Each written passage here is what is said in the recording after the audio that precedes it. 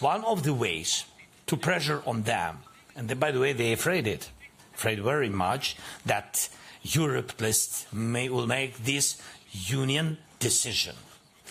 And of course, one of the way is to use frozen assets. And between us, not only on humanitarian things, we are today can be closely to this great decision to use frozen assets in one or another way. We are very grateful.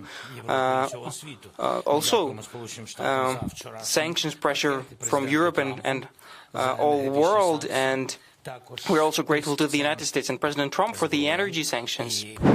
At a joint press conference during the European Union summit, Ukrainian President Volodymyr Zelensky called for stronger financial and military support from Europe, urging the EU to move forward with plans to use frozen Russian assets to fund Ukraine's defense and reconstruction. The event came amid renewed Russian missile strikes and the deaths of journalists in Kramatorsk, which Zelensky described as a big tragedy and proof that truth pressures Russia. Zelensky confirmed that Ukraine has been using domestically produced long-range weapons with ranges between 150 and 3,000 kilometers, and denied claims that U.S. systems were being used to strike targets inside Russia, emphasizing they are used only in occupied territories like Crimea and eastern Ukraine. Valeria Pashko, public broadcaster of Ukraine. I take this opportunity to ask in Ukrainian. So, Mr. President, recently Wall Street Journal has written that the United States have finally lifted all restrictions on using long-range weaponry to target Russia. Can you confirm that? And do we already have a list of targets that we would like to hit with these weapons and maybe with some our alternative long-range capabilities? Thank you.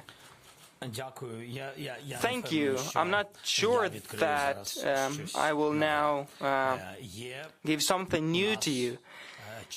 We have a clear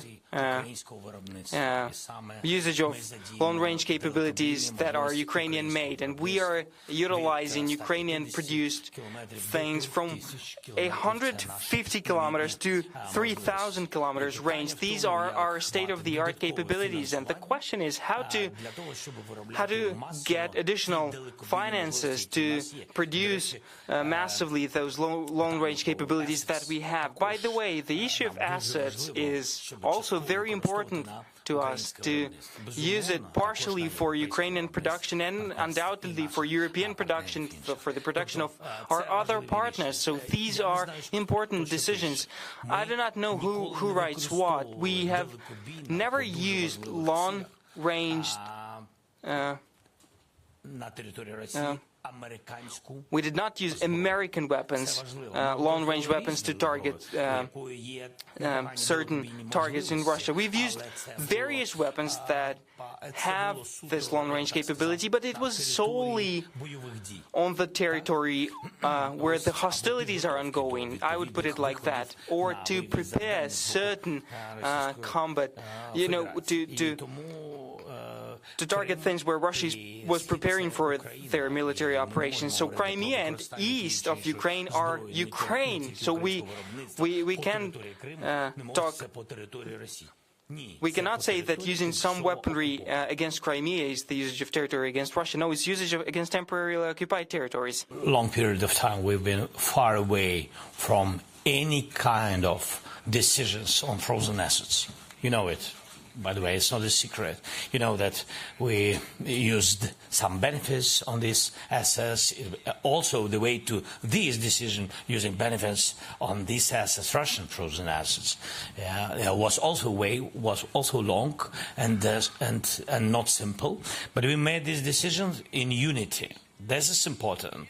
Then it's understandable now when we use, for example, what we had, about 3 billion, something like this, each year, and it could be useful for us, and it was useful. But in this war, in this technical war, it is difficult, not enough. And if Russia brought war to our land, and they have to pay for this war, in any case, one of the ways to pressure on them, and by the way, they're afraid very much that Europe will make this union decision. And of course, one of the way is to use frozen assets.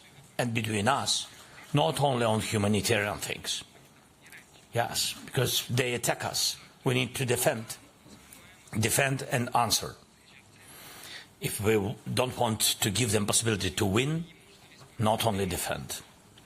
Yes, and that's why, as I said, that we are today can be closely to this great decision to use frozen assets in one or another way.